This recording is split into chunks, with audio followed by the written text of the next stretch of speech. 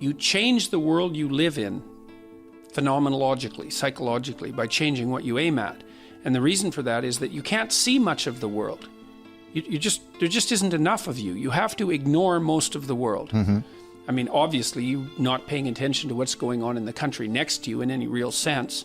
So, for example, I mean, the fact that you're localized right here and right now means there's all sorts of things that you just physically can't attend to. But even in the space you're in, you're basically blind to everything that isn't serving the purpose that you're aiming at. Mm-hmm. So that's worth thinking about. If you're blind to everything that isn't serving the purpose that you're aiming at, and you can't see anything good, then one potential conclusion is that you're not aiming at the right thing, because there's lots of things in the world that could manifest themselves to you.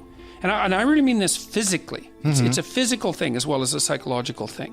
And so if all you see in the world is frustration, misery, cruelty, tragedy, and malevolence, and that's crushing you, then you can ask yourself, well, are you so certain that you're aiming at the right thing?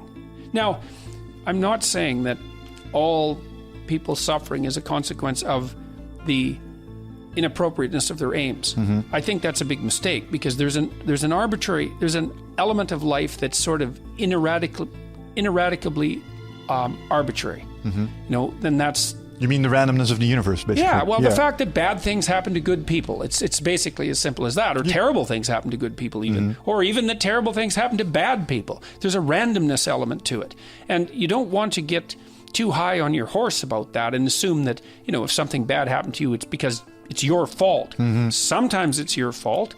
And sometimes there's something you could do to decrease the probability that will happen again. But sometimes you're just, you got hit by a bus and the bus jumped the curb, and that's just how it is. But having said that, you don't want to underestimate the degree to which you can change the way the world manifests itself to you by changing what you're aiming at. Mm-hmm. So then the question, of course, becomes, well, what should you aim at? And the first answer to that is, I should aim at something, right? Something, that's the first rule. Aiming at something is better than not aiming at something. So I wrote a fair bit about that in 12 Rules for Life, too. There's a rule in there that says, compare yourself to who You were yesterday instead of who someone else is today. That's something that you can aim at. Even if you don't know what's up, you might be able to think, or what direction up is, you might be able to think, well, I'm reasonably aware of some of my flaws, and not flaws necessarily by other people's reckoning, although that too, but flaws by your own, that you've identified by your own internal sense of orientation, things about yourself that you're dissatisfied with that you could change. It's like, well, you could start changing those, like in small ways. That turns out to be way more powerful than people think. Not only do you start to outline what your aims might be, but you also start to treat yourself like you're the sort of person who can have aims. And that's a real revelation for many people, because they believe consciously or implicitly that life is something that happens to you. And fair enough, there's an element of life that happens to you, but it doesn't life doesn't happen to you any more than when you're captaining a ship, the ocean takes you where it wants to go, right? Sometimes the ocean takes you where it wants to go, and sometimes that's to the bottom of the ocean. But if you have a seaworthy ship and you're a decent captain, then you can make your way across the ocean, even if there's a storm.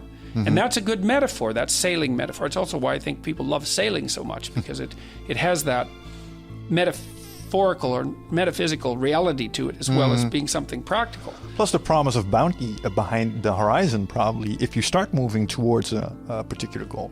Yeah, well, that's it. And it's also it's a bounty that can increase as you progress towards it as well. It's like, well, I'd like things to be slightly better than they are today. Yeah. Okay, well, then tomorrow will be a little better, and then what you're aiming at is a little, grander, nobler, grander, both of those things. You've improved your position, and that feels good in itself, and that gives you a sense of control, I think. And a sense of hope, because if you've done it once, even a bit, you think, oh, well, I did it once, I can probably do that much again, and maybe I could even do more. And maybe if I practiced hard for like 10 years, I might get really good at this. And the thing is, people do get really good at it. They get amazingly good at it. And then you meet people now and then who, they're very astute captains of very powerful and fast ships. You think, well, how do you get there? It's, well... Incrementally, probably. Yes, incrementally. You start with a raft and you start building towards that speedboat. Yeah. Right, exactly. And it helps to be healthy, and it helps to not have tragedy befall you, and all of those things. You need good fortune. You need to avoid the hurricanes to keep the metaphor going. Although sometimes I wonder if sometimes you need the hurricanes to become a better captain, because a lot of the people that I've met that are really highly focused and goal-oriented also have some past trauma in their lives, that something happened to them that showed them that, well, life can be a bitch, and sometimes it's rough. And that sort of hardened them to do the things that they need to do in order to get to their goals. Yeah, well, that's a little bit better. Yeah, that's an initiation process. Well, it is really useful to know the difference between something terrible and something unfortunate. And you need to have had a terrible experience before you can really distinguish between those two. And then you have to learn that, well, it helps you learn what you should be worried about and what you shouldn't be worried about, but it also helps you know that you're tougher than you think you are.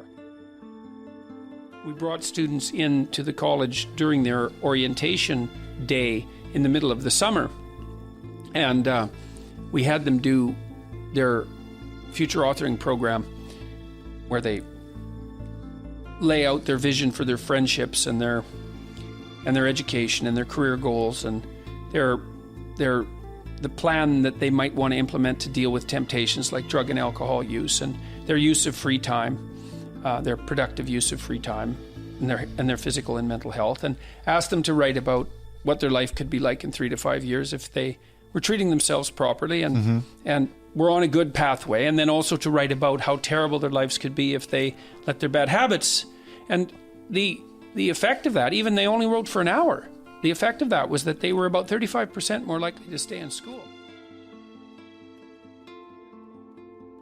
have a kind of notion of something like hell that's very well developed in Christianity. And so hell is where you end up when you lie. That's one way of thinking about it, in a very good way. You might think, well, is there any psychological utility in that idea? And the answer is, yeah. You need to know where you could end up if things went wrong, because then you're motivated by fear to move forward. If you're not motivated by fear to move forward, then your fear's in front of you stopping you. Because you might think, oh my God, I can't take the risks necessary to attain these goals. What if something goes wrong? Well, it's like, yeah, well then you're frozen. But if you think, no, wait a second. There's risks to proceeding, but nothing compared to the risks of failing. So then the fear is behind you, pushing you forward. That's so you need a vision of hell. It's like, okay, what's your personal vision of hell? You let your life fall apart because of your own stupidity and your own blindness. It's like you're the worst place you could be in 5 years. Well, that's what we ask people to write about. There's works. Nothing like consulting your existential terror. And you think, well, I'd rather go out and party tonight. I shouldn't be working on this. I'd rather go out and party. It's like, well, why not? It's like, oh yeah. Arithmetic helps too. In which sense? Well, this is something I've done with big groups of students and my clients as well. It's like, okay, I ask students in particular between the ages of, say, 18 and 20. It's like, well, how much time do you waste in a day? Is it an hour? And people say no. Is it like 4 hours? No. 10?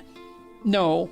It's usually about 6. I can get a group of 200 students to agree that they're just wasting 6 hours a day. No, and by their own definition of wasting, right? So, okay, so then we do some mathematics with that. We've got the 6, that's fine, 6 hours a day. Okay, so that's 40 hours a week. All right, so then I think, well, what's your time worth?